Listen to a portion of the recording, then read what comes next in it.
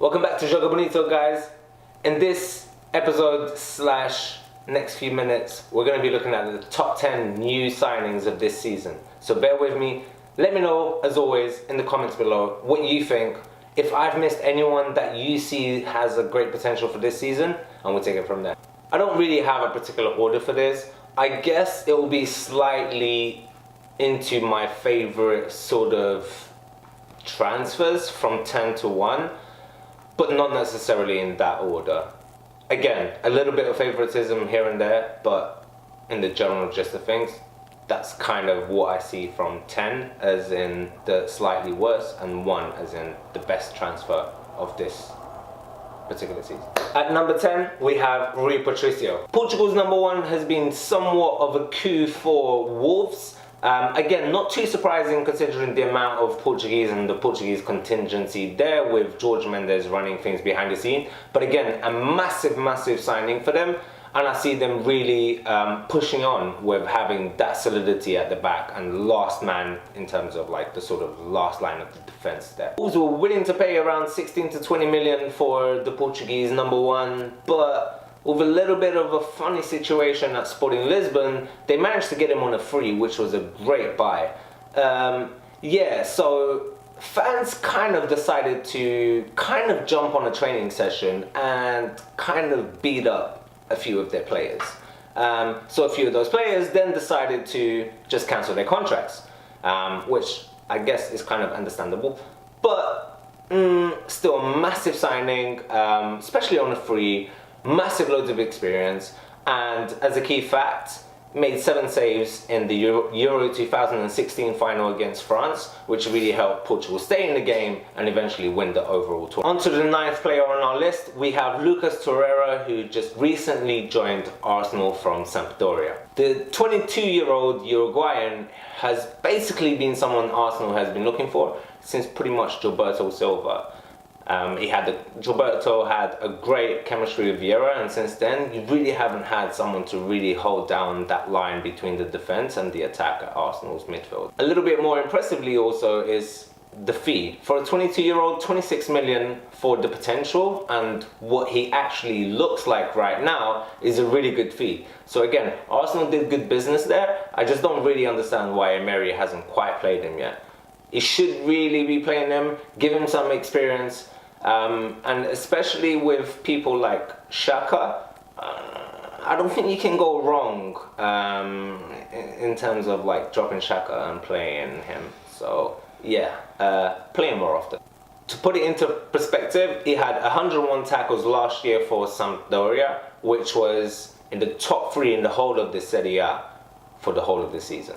So again, only 2 other players were in the same bracket as him in the Italian league, which is definitely one of the roughest and toughest and most sort of like tactical leagues in the world. He's definitely suited for the Premier League and he's got to get played more often, for sure. 8 on our list, and someone I'm quite excited about, is James Maddison, who just recently joined Leicester. Former Coventry youngster was a great creative hub at the Norwich team last season and really looks like he's going to push on. Replacing Riyad Mahrez is going to be a tough task, obviously, but expect Leicester fans to have a lot of fun with Maddison. Still only 21, I expect him to use his vision, touch and temperament to really make the most of the opportunity he has. I hope Everton don't really waste him like they did with Lookman, who they're now trying to shift for around 28 million to whatever German club they're trying to shift him to. But yeah, don't waste the kid's talent.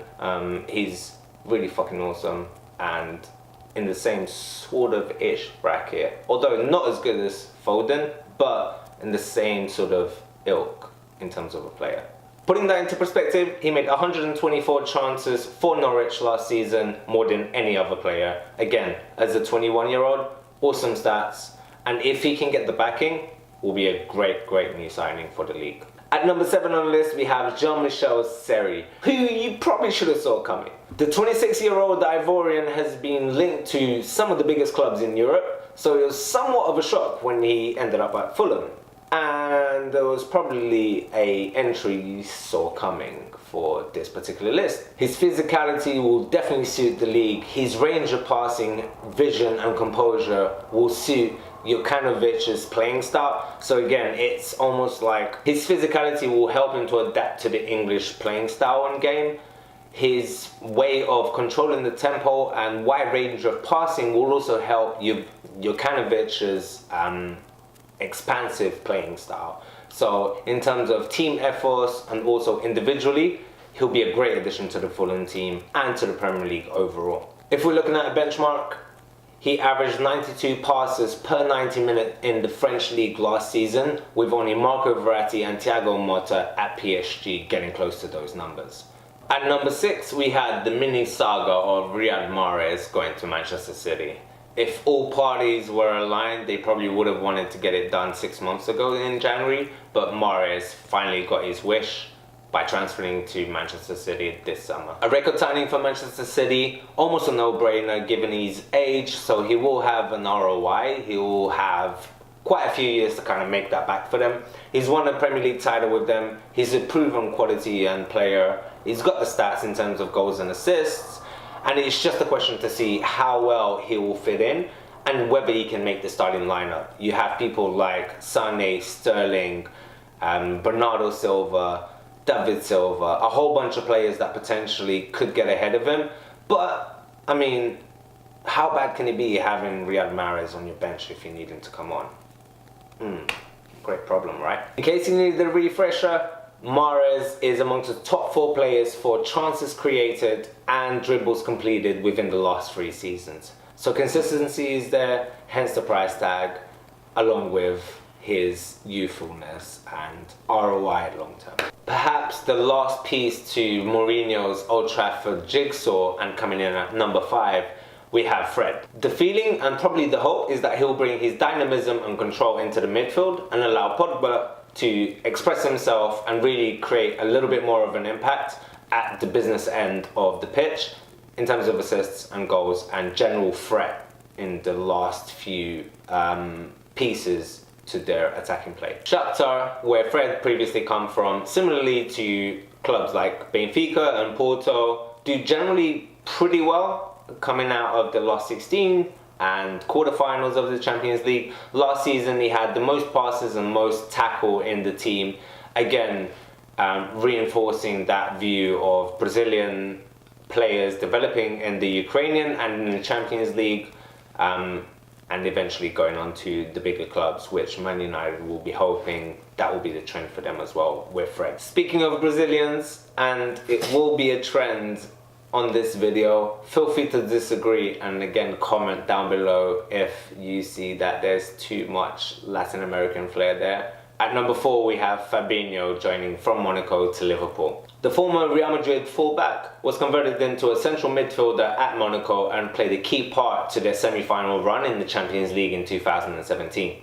He has the physicality to cope with the Premier League, really classy with his passing, and again his adjustment to from right back to centre mid shows his versatility and all of the kind of key attributes that he has, from pace to strength and technique to range of passing, and it should really give them a little bit of calmness and composure to the centre of the midfield, allowing their play to be built up from people like Keita and Lallana and all of these more creative forces in Liverpool's midfield.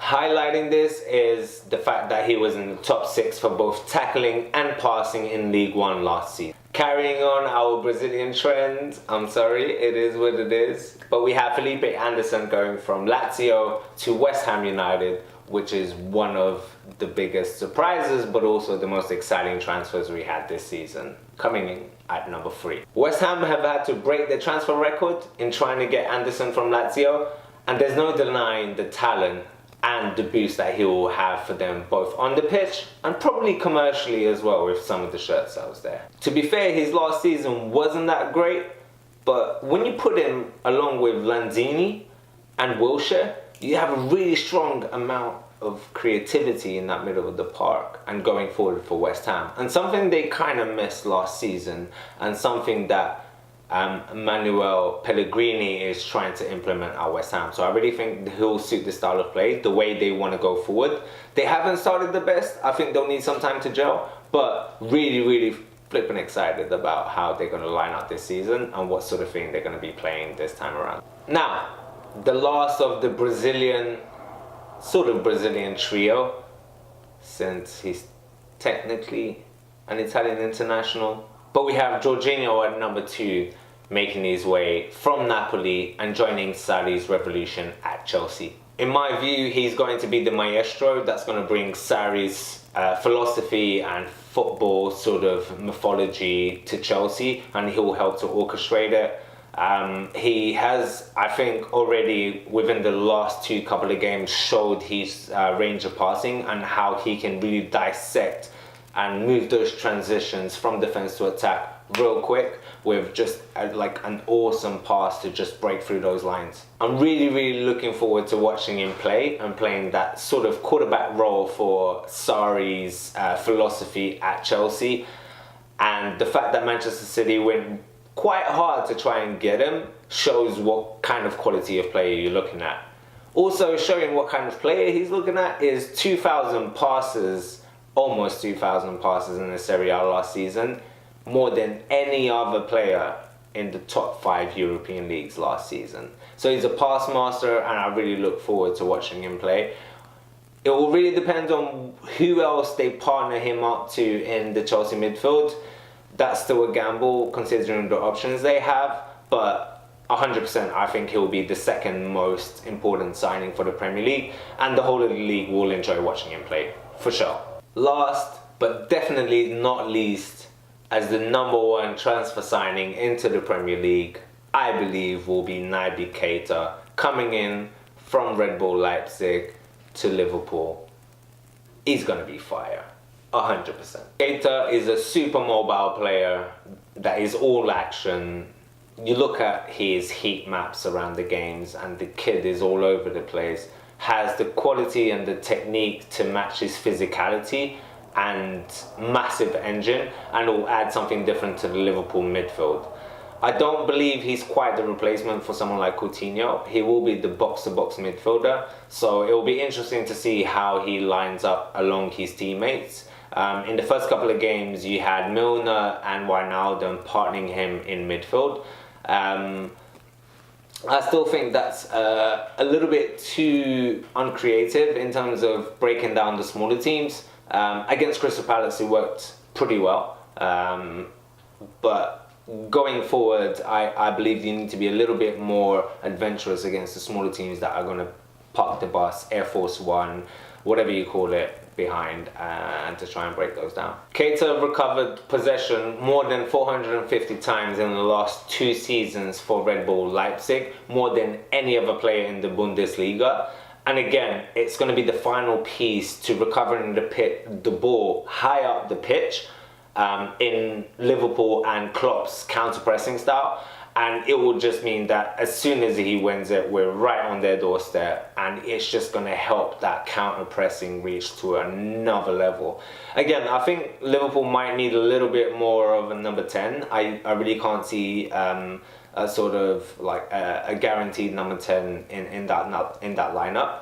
But at the same time, I think that, you know, you put him and Fabinho holding it down and playing both box to box, or Fabinho staying back a little bit more, and having someone like Shaqiri play the floating number 10 role is the ideal scenario in terms of breaking down those smaller teams. That makes up our top 10 best signings of this season for the Premier League.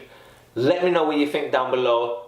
Let me know what you think maybe some of the replacements for those might be, who you think some of the best signings are. We have people like Richarlison going to Everton. I think I excluded them a little bit just because, like, we kind of expected it. And he is coming from the Premier League, so it's like a natural transition. He could technically be up there as well. Love the kid, really young, already doing some damage. But let me know what you think.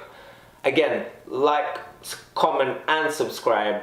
We're giving away a couple more t-shirts. We have until the end of August for me to populate all of the entries. So like, comment, subscribe. We'll catch up on the next time. Till then, Joga Bonito.